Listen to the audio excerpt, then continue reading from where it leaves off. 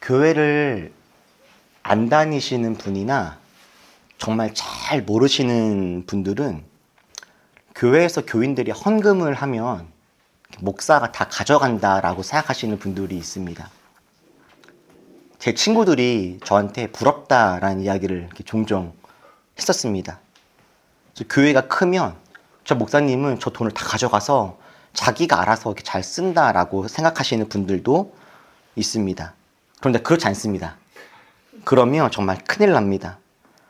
교회의 헌금은 절대로 결코 목사의 것이 아닙니다. 대신 목사는 그 공동체가 정해놓은 급여를 받습니다. 월급을 받아요. 그 월급도 온 교인들이 함께 상의하고 의논하여서 적절한 수준의 급여를 지급받죠. 그 이외의 모든 헌금도 마찬가지로 온 교인들이 함께 하나님의 뜻이 어떤 것에 있을까를 고민하면서 함께 고민하고 온 교인들의 동의 아래 집행되고 관리가 됩니다. 결코 목사가 혼자서 임의로 어찌할 수가 없습니다. 그런데 여러분, 만약에요, 제가 예배를 끝나고 집에 갈 때 아직 헌금 개수도 안 돼 있는데 제가 저 뒤에 있는 헌금함에 손을 쑥 넣어서 가장 두툼해 보이는 봉투 몇 개를 집어서 제가 주머니에 쏙 넣고 집에 간다, 이렇게 한번 생각해 보십시오. 어떨 것 같으십니까? 매우 황당하고 어이가 없겠죠. 그건 그냥 도둑질입니다. 제가 도둑질을 하고 있는 거예요. 심지어는 어떤 교우분이 헌금함에다가 헌금을 내려고 할 때 제가 잠깐만요, 그렇게 할 필요가 없습니다, 그 헌금 그냥 저 주시면 됩니다 라고 제가 그 전에 헌금함에 넣기도 전에 미리 제가 가로채 간다면 그건 정말 어이가 없는 일이겠죠.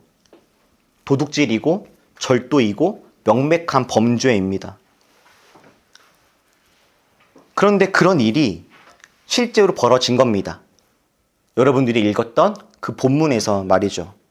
제사장 홈리와 비느하스의 일입니다. 이스라엘의 모든 사람들은 가나안 땅에 들어갈 때 자기가 경작해야 할 수 있는 땅을 분배를 받습니다. 농사 지을 땅을 분배를 받아요. 그들은 자신의 땅에서 농사를 짓고 그 소출로 살아갑니다. 그런데 제사장들은 땅을 분배받지 않습니다. 레위 지파 사람들과 그 안에 있는 제사장 그룹들은 따로 땅을 분배받아서 농사를 짓는 것이 아니라 이스라엘 사람들과 하나님 사이의 중재 일을 감당하면서 거기에서 나오는 소출로 먹고 살아가죠. 이스라엘 사람들이 하나님께 제물을 바치면 그 중에 일부가 제사장과 레위 사람들의 몫이 됩니다. 가령 이스라엘 백성들이 화목 제물을 드릴 때 하나님은 이스라엘 백성들에게 제물을 가져오라, 이렇게 말씀하십니다. 백성들이 소나 양이나 비둘기 등 자기 형편에 맞는 제물을 가져오면 그 제물을 분배하게 됩니다. 가령 제물 중에서 기름이나 내장 같은 것들은 불에 태웁니다. 그래서 불에 태우니까 연기가 나겠죠? 이것은 하나님께 드리는 제물들입니다. 소에 있는 기름, 내장 이런 것들은 태워서 연기로 태워요. 그리고 하나님은 그것을 제물로 받으십니다. 그런데 이 제물의 가슴이나 오른쪽 다리는 제사장에게 주라 말씀하세요. 이것은 제사장과 그 가족들이 먹고 살 수 있는 그들의 제물이 됩니다. 그리고 나머지 모든 부분들은 제사를 하러 온 사람의 몫입니다. 근데 혼자 먹기는 많죠. 그래서 그 가족들과 또 주위에 있는 이웃들과 함께 먹습니다. 그러니까 제사를 드리면 온 그 제사를 드린 사람들 주위에 있는 이웃들과 동네가 큰 잔치를 벌이는 일들이 있게 되어지는 거죠. 이처럼 제사를 드릴 때 또 주님께 어떤 제물을 바칠 때 이 제물이 어떻게 쓰여져야 되는지에 대해서는 하나님이 이미 구체적으로 다 분류를 해놓고 있었어요. 주님의 목, 제사장의 목, 그리고 제사를 드린 사람의 목, 이렇게 각각 있는 겁니다. 이스라엘의 제사장인 홈니와 비느하스도 당연히 이 규칙을 잘 알고 있었습니다. 그런데 이들이 정신 나간 짓을 합니다. 자신들의 몫이 이렇게 있음에도 불구하고 자신들의 몫에만 만족하는 것이 아니라 어디에서 갈고리 하나를 갖고 와서 제사를 드린 사람들이 가져가야 될 그 고기 중에서 아무거나를 갈고리로 쿡 찍은 다음에 찍혀서 나온 것을 자기 몫으로 가져가는 겁니다. 제사를 드린 사람들이 제사 후에 자기와 자기 이웃과 식구들과 함께 먹으려고 준비하고 있었던 그 고기들을 그냥 마음대로 자기 것인 양 가져가는 거예요. 거기다가 이들은 심지어 아직 제사를 드리지도 않았는데, 주님께 아직 번제를 드리지도 않았는데 우선 고기부터 내놔라 라고 협박까지 합니다. 그러면서 그 이유를 아주 황당하게 됩니다. 하나님이 원하시는 것은 삶은 고기가 아니라 날고기다. 이런 말도 안 되는 황당한 논리를 펼쳐요. 그래서 고기를 가지고 온 사람에게 아직 번제, 그 제사도 드리지 못하게 하고 우선 나에게 고기부터 내놔 라고 그렇게 협박하면서 강탈해 나가는 거죠. 이들의 하는 짓은 정말 양아치와 같습니다. 남의 것을 빼앗는 것도 모자라서 하나님의 것까지, 주님께 드려야 될 제물까지 손을 댑니다. 성경은 당연히 이들의 행동이 나빴다라고 합니다. 엘리의 아들들은 행실이 나빴다. 이들은 하나님께 바치는 제사와 제물을 어떻게 해요? 함부로 대했다라고 합니다. 그리고 이들이 했던 이런 행동들, 이런 생각과 마음과 행위는 주님 보시기에 큰 죄였습니다. 홈니와 비느하스만 이런 죄를 지은 것은 아닙니다. 하나님은 이스라엘 백성들에게 제사를 드릴 때 빈손으로 오지 말고 제물을 가지고 와라 말씀하셨죠. 우선은 그 제물의 가장 기준이 되어지는 것은 송아지입니다. 소요. 흠이 없는 소를 갖고 오래요. 그런데 어떤 사람들은 소를 바칠 만한 여유가 없는 사람들도 있지 않겠습니까? 삶에 여유가 없어서 소를 주님께 드릴 수가 없는 사람들은 양을 가지고 와도 괜찮다라고 하십니다. 하나님은 반드시 소여야만 제사를 받는다 말씀하시는 것이 아니라 소를 가지고 올 수 있는 형편이 안 되면 양을 가지고 와라. 그런데 여유가 없어서, 돈이 없어서 양을 바칠 만한 여유가 없다면 비둘기를 가져와라 하세요. 비둘기도 가지고 올 만한 삶의 여유가 없다면 괜찮다. 너네가 밥을 먹을 때, 곡식을 먹을 때 사용한 곡식들 중에 그냥 한 움큼만 가지고 와라. 이렇게 말씀하십니다. 여러분, 이렇게 말씀하시는 하나님의 마음과 진심이 어떤 것인지 이해가 되십니까? 하나님은 짐승을 태울 때 올라오는 그 연기를 막고 싶어서, 연기의 어떤 중독자여서 그래서 제물을 가지고 오라고 하시는 것이 아니죠. 하나님이 반드시 소를 잡고 싶어서, 양을 잡고 싶어서 가지고 오라고 하시는 것도 아니죠. 하나님이 이렇게 말씀하시는 이유는 주님께 나아오는 사람들 마음속에 그 중심과 진심을 보고 싶으신 겁니다. 그래서 삶의 형편에 따라 너의 진심을 가지고 나아오라, 이렇게 말씀을 하시는 거죠. 하나님은 주님께 나아오는 사람들의 진심과 중심, 하나님을 향한 그 사랑의 마음을 찾고 계시는 거예요. 그런데 이상한 일들이 벌어집니다. 주님은 분명히 소를 드릴 수 없으면 양도 괜찮다. 양을 드릴 수 없으면 비둘기도 괜찮다. 비둘기도 없으면 곡식 한 움큼도 괜찮다 말씀을 하셨는데, 사람들이 주님의 말씀을 듣고서 삶에 응용을 하기 시작하는 거예요. 어떻게 해요? 소를 충분히 바칠 수 있는 사람도 양을 바칩니다. 양을 충분히 바칠 수 있는 사람도 비둘기를 바쳐요. 비둘기를 충분히 바칠 수 있는 사람도 이제는 곡식만 냅니다. 뿐만 아니라 그냥 재물을 가지고 오는 것이 아니라 자기가 갖고 있는 재물들 중에서 눈먼 짐승, 그리고 절뚝거리거나 병든 짐승, 이미 경제적인 가치가 없고 어떻게 처치하기 곤란한 그런 짐승들을 가지고 와서 하나님께 마치 버리듯이 주님께 드려지는 일들이 이렇게 생기는 겁니다.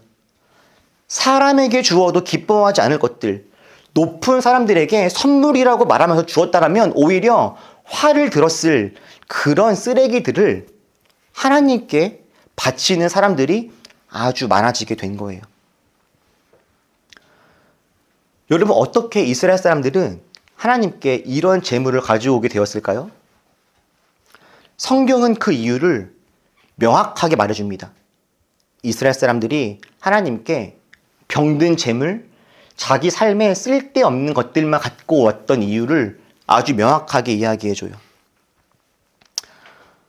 주님은 이러십니다. 너희들이 그렇게 했던 이유는 그렇게 해도 괜찮다고 생각했기 때문이야 라고요. 그렇게 해도 병든 것 갖고 와도 하나님께 아무거나 드려도 하나님께 어떻게 바쳐도 하나님께 어떻게 나아가도 괜찮다라고 생각했기 때문이잖아 라고요. 다른 말로 말하면 이런 겁니다. 너네들은 나를 지금 무시하고 있잖아 라고요. 여러분, 홈리와 비느하스가 그냥 욕심이 많아서 그런 것이 아닙니다. 이스라엘 사람들이 어쩔 수 없이 그렇게 한 게 아닙니다. 그들은 하나님을 향한 무시하는 마음이 있었대요. 그렇게 해도 괜찮을 거라고 생각했습니다. 내가 이렇게 해도 내가 그냥 중요하지 않은 것들, 내 삶에서 짜투리인 것들만 주님께 드려도 상관없어, 문제없어, 이렇게요.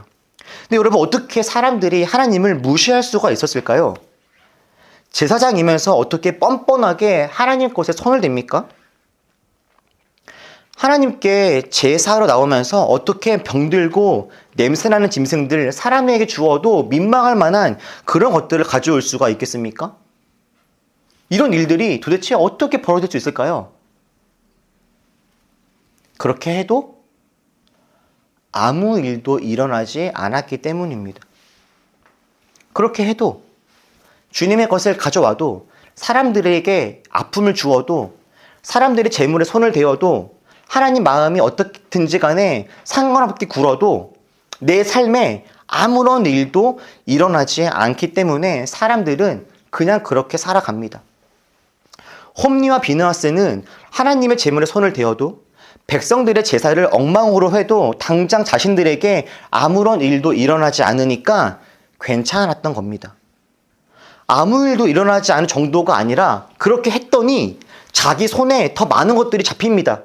더 많은 것을 누리고 더 많은 것을 먹고 즐길 수가 있게 됩니다. 이러니까 상관없게 된 거예요. 어쩌면 처음에는 조심했을 겁니다. 처음에는 조금만 가져갔을 거예요. 그런데 한 번, 두 번 남의 것을 가져가고 그렇게 주님의 것을 강탈해도 내 삶 속에 아무런 일도 일어나지 않자 조금씩 더 대담해지기 시작합니다.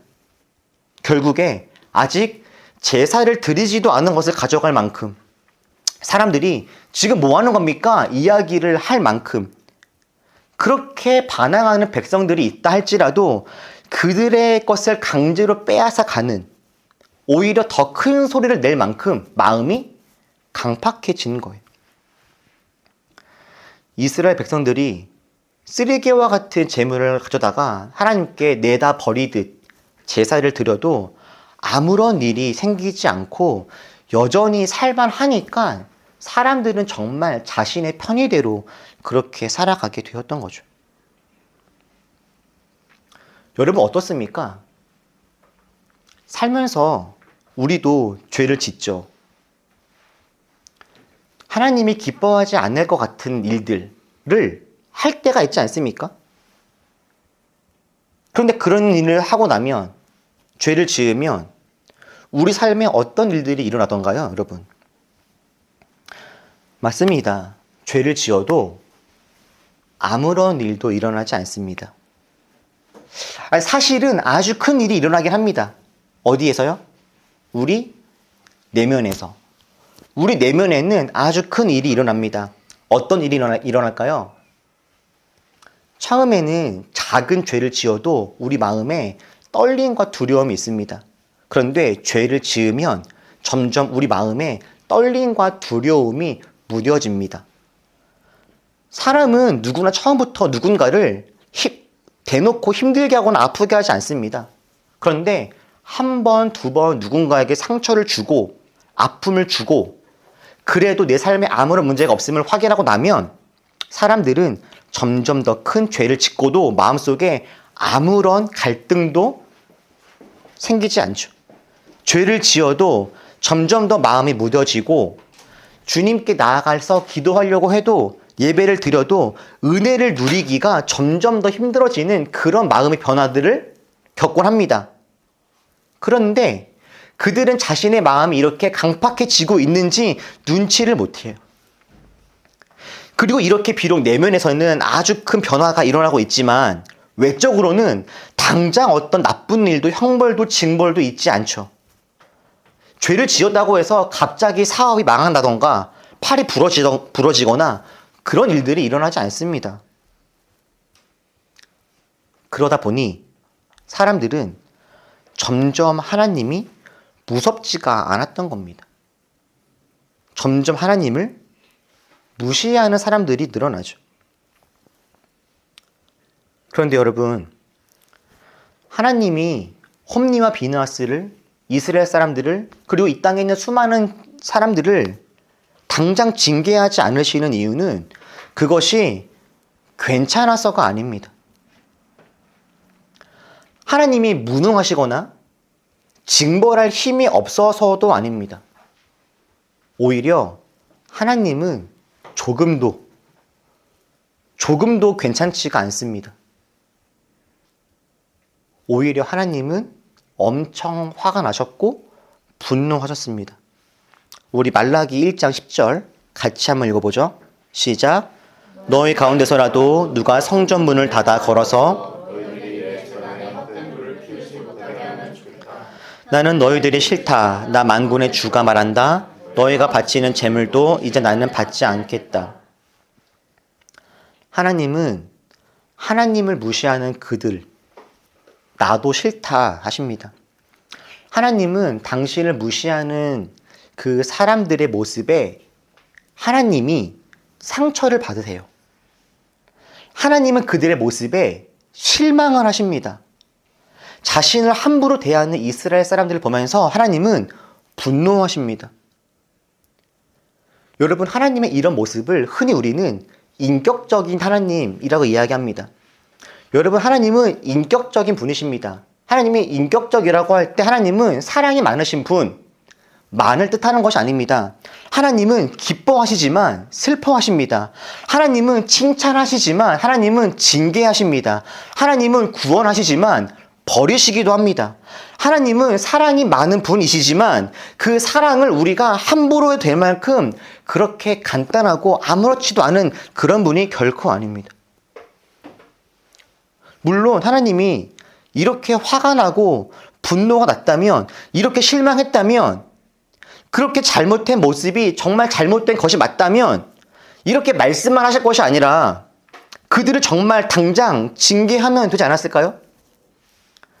누군가를 통해서 말씀만 하시고 그러지 말아라 이렇게 설득만 하시는 것이 아니라 그들을 곧바로 저주하시고 징계하시고 누구 한 사람을 골라서 본보기 삼아서 그들에게 벌을 주시면, 그러면 감히 누가 주님을 무시할 수 있겠습니까? 특히 이스라엘 사람들은요, 애굽의 왕이 자신들에게 함부로 대할 때 애굽의 왕에게 꿈쩍도 하지 못했던 사람들입니다. 로마의 황제가 이스라엘 사람들을 강제할 때 로마의 황제에게 말 한마디 하지 못했던 사람들이 이스라엘 사람들이에요. 힘이 있는 사람에게는 벌벌 떨던 사람들이 어떻게 징계하시는 하나님을 무시할 수가 있겠습니까? 주님이 만약에 사람들을 벌하신다면 사람들은 그 즉시 주님 앞에 납작 엎드릴 겁니다. 우리들에게는 감히 전능하신 하나님, 징계하시는 하나님을 무시할 수 있을 만한 용기가 우리에게는 결코 없습니다. 그런데 하나님이 그렇게 하지 않으시죠. 너무 괜찮지 않고 너무 화가 나고 너무 실망스럽지만 그럼에도 불구하고 하나님은 이스라엘을 책망하시고 경고하실 뿐 여전히 그들에게 기회를 주십니다. 돌이킬 기회요. 두려움과 무서움 속에 굴종하는 것이 아니라 하나님께 자발적으로 돌아갈 수 있는 기회를요. 왜 그렇게 하십니까? 사랑하니까요. 당신을 너무나 무시하는 이스라엘이지만 그래서 너무 속이 상하고 마음이 아프지만 그럼에도 불구하고 그들을 포기할 수가 없으니까요. 당장 징계하고 벌을 주고 무섭게 하면 그들은 무릎 꿇고 엎드려서 주님께 굴종하겠지만 복종하겠지만 하나님이 우리에게 원하시는 것은 그런 굴종과 복종이 아니니까요. 그래서 하나님은 범죄한 사람들을 당장 징계하지 않으시고 인내하시면서 참으시는 겁니다. 계속해서 권면하시고 설득하시고 돌아오라고 말씀하시는 겁니다. 그런데 문제가 우리들은요, 이런 하나님을 너무 잘 알고 있다는 거예요. 하나님이 징계하실 수도 있지만 징계하지 않으신다는 거. 왜? 우리를 사랑하니까 결국에 우리들에게 기회를 주시고 기다리실 거라는 것을 우리는 너무너무나 잘 알고 있습니다. 그래서 언젠가 돌이키고 언젠가 회개하면 내가 언젠가 다시 주님께 나아가면 주님은 나를 받아주시겠지 라고 우리는 하나님의 사랑을 이용하기에 아주 능숙한 사람들이 되어집니다. 그런데 여러분, 아닙니다. 하나님이 결코 괜찮지 않으십니다. 저는 자주 이야기했습니다. 주일날 예배 안 나왔다고 구원 못 받는 거 아니라고요. 맞습니다. 예배 안 나와도 그것과 구원은 다른 것입니다. 11조나 어떤 헌금을 내지 않는다고 해서 주님께서 우리를 벌하시거나 미워하지 않으십니다. 예배는 중요하지만 예배가 제일 중요한 것도 아닙니다. 선한 사마리아인처럼 우리가 주님께 나아가려고 하다가도 길가에 누군가 죽어가는 사람들을 발견한다면 예배를 못 드리는 한이 있더라도 그를 돌보고 살리는 것이 훨씬 더 중요합니다. 누군가를 살리고 사랑하기 위함이라면 마땅히 예배를 못 드리는 거 아무런 문제가 없습니다. 예배를 드리고는 싶지만 건강이 좋지 않아서 어쩔 수 없이 예배하지 못하는 경우들도 있죠.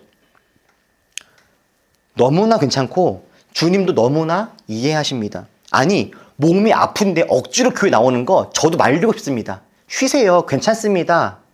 이렇게 이야기하고 싶어요. 11조를 비롯한 각종 헌금은 주님의 일들을 이루기 위해서 매우 중요한 헌신이지만 우리 각자가 수입이 없고 삶이 여유가 없다면 당연히 헌금을 못할 수도 있습니다. 아니, 삶이 어렵고 힘이 든다면 헌금을 하면 안 됩니다. 너무 힘이 들고 어려운 상황이라면 여러분, 헌금을 그럼에도 불구하고 하는 것은 오히려 건강하지 않습니다. 빚에 허덕이고 월세 낼 돈 없다면 당연히 헌금할 것이 아니라 빚을 갚고 삶을 꾸려가는 것, 이게 훨씬 더 중요하죠. 그런데 어쩔 수 없는 것이 아니라면, 정말 마음이 몸이 아파서 어쩔 수 없는 것이 아니라면, 누군가를 사랑하기 위함이 아니라면, 정말 어쩔 수 없는 것이 아니라면 하나님을 향한 우리 마음은 빼앗겨서는 안 됩니다. 선한 사마리아인처럼 누군가를 살리기 위해서 율법을 어기는 것 충분히 가능합니다. 송아지를 드릴 수 없다면 염소 드려도 됩니다. 염소를 드릴 수 없다면 비둘기도 괜찮습니다. 비둘기도 안 된다면 곡식 한 움큼을 드려도 하나님은 송아지 낸 사람하고 이 사람하고 차별하지 않으시면서 똑같이 그 마음을 받으십니다. 그러나 송아지를 드릴 수 있는 축복이 있는데 염소를 드리고 염소를 드릴 수 있는 상황임에도 불구하고 비둘기를 드린다면 하나님 마음이 어떤지 돌아보지 않고 그냥 이렇게 살아도 괜찮아. 하나님은 여유가 많으시고 사랑이 많으셔서 괜찮아 라고 생각했다면 여러분 그건 아주 큰 실수입니다. 그렇지 않습니다. 하나님은 분노하시고 오래 참으시지만 결국 징계하셔요. 믿음은 분명 결단이며 선택입니다. 그런데 결단이고 선택이라고 하니 내가 납득이 되지 않아서 하나님을 안 믿는 선택을 해도 그냥 괜찮을 줄 아는 사람들이 있습니다. 분명 믿음은 결단이고 선택이지만 우리가 하나님을 안 믿겠다라고 선택할 수 있지만 그리고 하나님은 그들이 결국 돌아오시기를 기다리시지만 끝까지 주님께 반항하고 주님 말씀을 듣지 않았던 그 선택의 책임은 결국 우리가 지어야 되는 것입니다. 하나님은 외모를 보시는 분이 아니라 중심을 보시는 분이시죠. 우리가 겉으로 행하는 것보다 정말 중요한 건 우리 마음입니다. 겉으로 얼마나 열심히 하는지, 얼마나 열심히 헌신하는지 이것보다 우리 마음이 중요한 분이세요. 그래서 그게 문제입니다, 여러분. 차라리 겉모습은 속일 수 있죠. 그런데 우리 중심은 속일 수가 없지 않습니까? 종교는 종종 사람들에게 겁을 주고 협박을 해서 원하는 일들을 이루어 가게끔 하기도 했습니다. 너는 이렇게 안 하면 지옥 간다? 저렇게 안 하면 벌 받는다? 이런 이야기를 해서 사람들로 하여금 종교가 원하는 일들을 하게끔 했죠. 그렇게 하나님에 대한 공포와 두려움으로 신앙생활을 해나가는 것, 그것은 건강하지 않을 겁니다. 그래서 요즘에는 점점 더 하나님의 그런 공의에 대해서, 심판에 대해서, 징계에 대해서, 지옥에 대해서 이야기하는 것이 점점 더 사라지고 가고도 있죠. 그런데 하나님을 두려워하지 않고 무시하면서 내 뜻대로 살아가는 건 여러분 더 나쁜 겁니다. 두려워해야 할 것을 두려워하고 겁먹을 것에 겁을 먹는 건 여러분 건강한 일입니다. 바라기는 저는 우리들이 하나님을 더 많이 존중하고 인정했으면 좋겠습니다. 아무렇게나 지나도 나중에 다 괜찮아질 거야 이렇게 오해하는 것이 아니라 두렵고 떨림으로 하나님 바라보고 하나님을 경외하는 우리들 될 수 있기를 진심을 다해 축복합니다. 여러분, 하나님은 우리들을 사랑하십니다. 끝까지 참고 인내하십니다.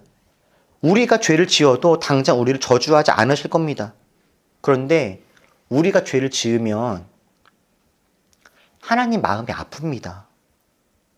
참고 기다려 주시지만 우리 때문에 하나님은 괴롭고 아프십니다. 우리 하나님의 그 사랑을 이용하지 맙시다. 우리를 사랑하시는 그 하나님을 우리도 사랑하면서 우리들의 온 마음을 다해서 주님을 따라가면 좋겠습니다. 기도하겠습니다.